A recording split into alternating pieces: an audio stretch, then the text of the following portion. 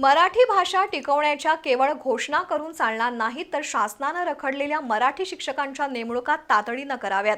वर्गात कमी विद्यार्थी असले तरी मराठी शाळा टिकल्या पाहिजेत.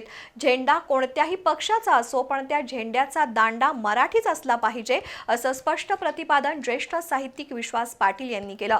इचलकरंजी इथं उत्कृष्ट साहित्यकृती पुरस्कार वितरण समारंभात ते बोलत होते.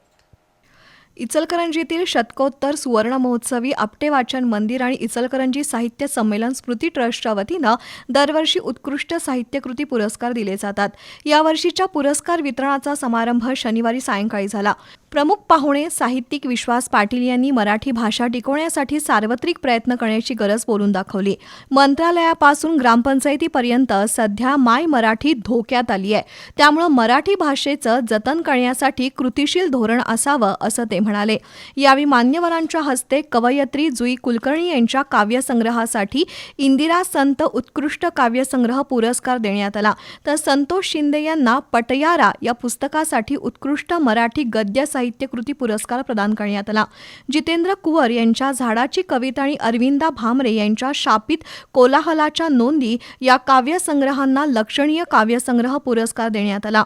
रवींद्र बेडकिहाळ यांच्या दर्पणकार आचार्य बाळशास्त्री जांभेकर कर्तृत्वाचा एक शोध तसंच डॉक्टर सिसिलिया कार्वोलो यांच्या प्रसाद चिन्हे या साहित्यकृतींना लक्षणीय गद्य साहित्यकृती पुरस्कार देण्यात आला. आशाताई सौंदतीकर उत्कृष्ट कथासंग्रह पुरस्कार क्षितिज देसाई यांना प्रदान करण्यात आला. तर स्थानिक साहित्यिक पुरस्कार ज्येष्ठ साहित्यिक बापू तारदाळकर यांना मिळाला. तर उत्कृष्ट वाचक पुरस्कार सुनील श्रेष्ठी यांना देण्यात आला.